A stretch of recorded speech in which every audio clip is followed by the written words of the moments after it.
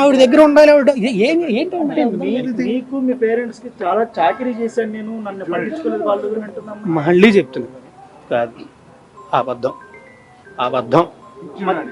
ఆ ఇంట్లో కూడా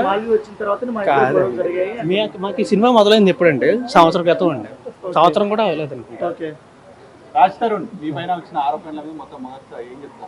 అదే చెప్తున్నానండి. అదే గట్టిగా ఇది భయం వేసిందండి. నాకు హైదరాబాద్ కాదండి, నాకు నిజంగా వైజాగ్ లో ఉన్నప్పుడు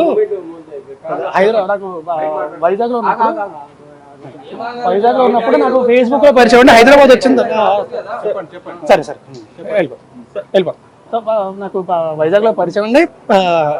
హైదరాబాద్ వచ్చిన తర్వాత ఇనీషియల్ గా నేను ఒక దీనికోసం వచ్చిన సినిమా గురించి వచ్చినప్పుడు, హైదరాబాద్ వచ్చినప్పుడు ఇనీషియల్ గా అప్పటి నుంచి పరిచయం అండి.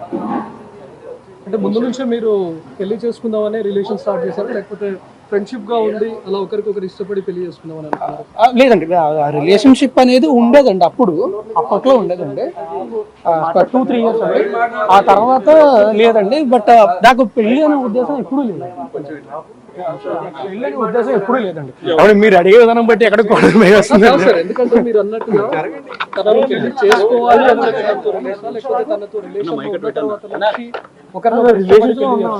కాదండి, అంటే మనసులో ఎక్కడో ఉండేదండి, ఖచ్చితంగా ఉండేదండి. అంటే అయితే బాగుంటుంది, మంచిది, బాగుంటుంది, అయితే బాగుంటుంది ఖచ్చితంగా ఉండేదండి. అందులో డౌట్ లేదండి, అది ఖచ్చితంగా ఉండేది. బట్ నేను ఎప్పుడు మాట ఇవ్వడం కానీ, ఇప్పుడు పెళ్లి చేసుకొని ఎప్పుడు జరగలేదండి. అసలు నేను ఎప్పుడు మాట ఇవ్వడం కానీ ఎప్పుడు జరగలేదు. నేను ఇప్పుడు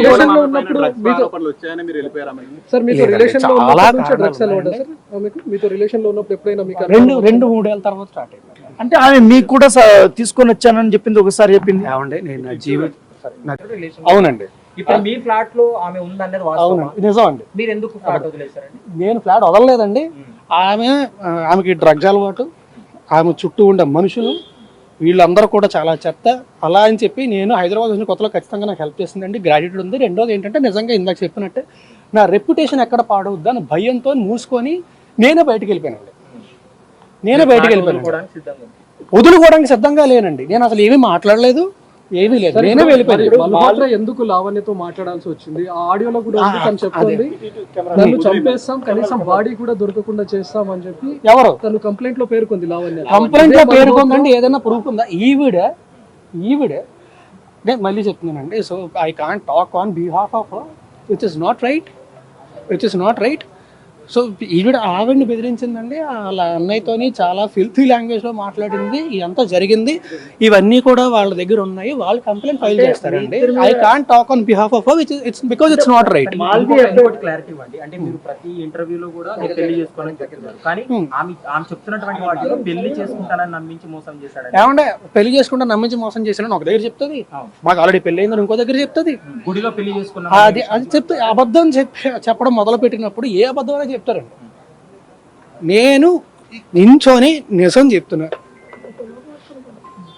నేను ఇందాక కూడా నేను మీ భయపడి మిమ్మల్ని ఎవరి వెళ్ళిపోతాను కదా, నిజంగా ఎంతో ఒక నిమిషం మాట్లాడాలి కాబట్టి కారు ఎక్కానంటే మా డ్రైవర్ తెలియక తీసాడు. అందుకే డ్రైవర్ కూడా దిగమన్నా అప్పుడైనా సరే 1 మినిట్ ఆగుతారు మాట్లాడి వచ్చేద్దాం అని చెప్పి. నాకు అసలు మీడియాని అవాయిడ్ చేద్దాం అనుకుంటే అసలు ఎక్కడ దాకా కూడా. మీరు లావణ్యతో రిలేషన్షిప్ వదులుకోవడానికి కారణం ఏంటి? తను డ్రగ్స్ తీసుకుంటుందని తెలిసిన తర్వాత వదులుకున్నారా, లేకపోతే ముందు నుంచి వదులుకున్నారా? ఏమండి, 2-3 ఏళ్ళు అంత బాగానే ఉంది. ఆ తర్వాత మా అందరికి ఎటువంటి రిలేషన్షిప్ అంటే శారీరకంగా కానీ ఎలాంటిది లేదండి. అండ్ ఆవిడ వేరే అతనితో రిలేషన్షిప్ లో ఉండి నేను ఆవిడ దగ్గర ఉండాలి.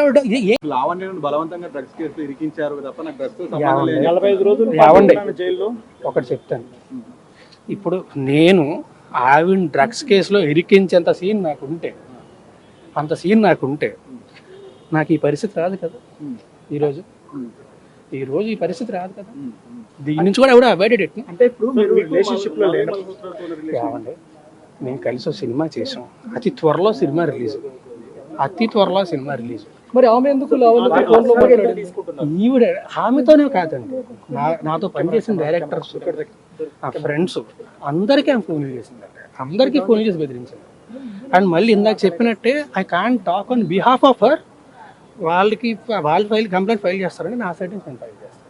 మీరు ఏం చెప్తారు? కంప్లైంట్ ఫైల్ చేసిన తర్వాత డీటెయిల్డ్గా మళ్ళీ నేనే ప్రెస్ మీట్ పెట్టి ఏం కంప్లైంట్ ఫైల్ చేశానని చెప్తాను. నేను ఇప్పుడు ఏం చెప్పనండి, కంప్లైంట్ ఫైల్ చేసిన తర్వాత మాట్లాడతాను. సార్ ఇప్పుడు లావణ్య ఎన్నో ఫోటోలు మీడియాకి రిలీజ్ చేసింది, దానిపైన మీరు ఏం చెప్తారు? అంటే అందులో మీ ఫ్యామిలీ మెంబర్స్ ఉన్నారు. అదే అండి, మీరు పెళ్లి చేసుకుందాం అని చెప్పింది అంటున్నారు. ఇందాక మీరు ఏం అడిగారు? పెళ్లి చేసుకుంటానని మాట ఇచ్చాడు అని చెప్పింది అని చెప్తున్నారు. ఓకే అని చెప్తున్నారు. సో తను రకరకాలు చెప్తున్నప్పుడు నేనేం చేయగలను?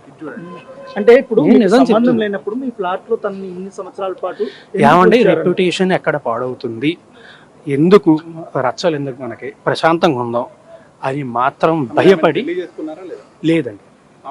మీరు గుళ్ళో పెళ్లి చేసుకున్నారని చెప్తున్నారు.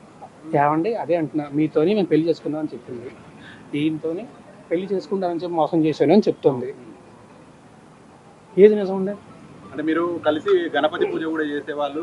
ఏమండి, ఇప్పుడు కలిసి ఒక ఇంట్లో ఉన్నప్పుడు నేను ప్రతి సంవత్సరం కూడా అంటే గుళ్ళకి వెళ్ళి పూజలు చేసి అన్న ప్రతి సంవత్సరం కూడా వినాయక చవితి రోజు ఖచ్చితంగా పూజ చేయడం అనేది నాకు అలవాటు.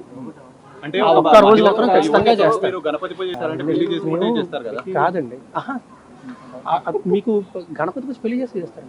గణపతి పూజ చేయడానికి పెళ్లికి సంబంధం ఏంటంటే, ఏమంటే ఇద్దరం కలిసి ఒకే ఇంట్లో ఉండేవాళ్ళం అండి. ఒకే ఇంట్లో ఉన్నప్పుడు నువ్వు బయటకు వెళ్ళి కూర్చొని ఒకరిని పూజ చేస్తాను అనలేం కదా. ఎందుకు సార్, ఎందుకు ఇద్దరు ఒకే ఇంట్లో ఉండాల్సి వచ్చింది? ఏమంటే వివరణ live in relationship back then చెప్పా కదా అప్పట్లోనే. సో మీ parents కూడా అప్పుడు పరిచయం చేపించారు? అప్పుడు తెలుసు, మా పేరెంట్స్ కూడా పరిచయం, ఓకే. మా పేరెంట్స్ కూడా పరిచయం. ఈ లావణ్య తమ్ముడు మీతో డబ్బులు తీసుకోవడము, డబ్బులు అడగడం మీద మీకు నేను కంప్లైంట్ ఇస్తానంటే మొత్తం స్టేట్మెంట్ అనేది కంప్లైంట్ అన్ని ఇస్తాను. ఇచ్చిన ఈ తర్వాత విషయం మొత్తం ప్రొడ్యూస్ గతంలో రేట్ చేసినప్పుడు ఏమైనా సెటిల్మెంట్ కి ఏమైనా పిలిచారా మీరు? సార్ కొద్దిగా ముందు లావణ్యకి సెటిల్మెంట్ చేస్తామని ఏం సెటిల్మెంట్ అండి? ఈ విషయం ఒకసారి పోలీస్ స్టేషన్ కి వెళ్తా అన్నప్పుడు ఆమె చెప్పినప్పుడు ఆమె నాతో చెప్పలేదండి. నేను సెటిల్మెంట్ కి నేను ఎప్పుడు మాట్లాడలేదండి, ఆమె కూడా నాతో మాట్లాడలేదండి. మాల్వి కూడా అలాగే ఈమె ఆవిడికి ఫోన్ చేసిందండి. ఆమె అది మళ్ళీ సారీ, అది కూడా మళ్ళీ చెప్తున్నా, అది ఆమె కంప్లైంట్ ఫైల్ చేస్తుంది. It's not right for me to talk on behalf of.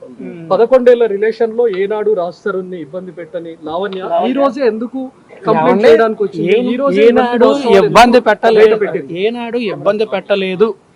సరే, ఏనాడు ఫిర్యాదు చేయని లావణ్య 11 ఏళ్ల తర్వాత ఈ రోజు ఎందుకు పోలీసులను ఆశ్రయించాల్సి వచ్చింది? రాస్తారుని గురించి ఎన్నో విషయాలు ఎందుకు బయట పెట్టాల్సి వచ్చింది? ఎందుకంటే అండి, నాకు తెలిసి నేను వీన్ కన్సల్టింగ్ లీగలీ, బికాజ్ నా చుట్టుపక్కల ఉన్న వాళ్ళందరినీ ఆమె ఫోన్ చేసి ఇబ్బంది పెడుతుందని చెప్పి నేను లీగల్గా కన్సల్ట్ చేస్తున్నానండి. కన్సల్ట్ చేస్తున్న విషయం తనకు తెలిసి ఉంటుంది.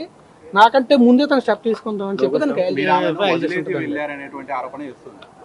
ఏవండి, మాల్వి అవడం స్టార్ట్ అయితేనే ఇవన్నీ జరిగాయని తన వర్షన్. ఆమె ఏదన్నా చెప్తాడు, ఏమన్నా చెప్తాడు. సార్ చివరిగా మీరు ఎప్పుడు కలిసారు సార్ లావణ్య? రాజధాని ఏళ్ళ ఏళ్ళు కాదండి, మంత్స్ అయిందండి.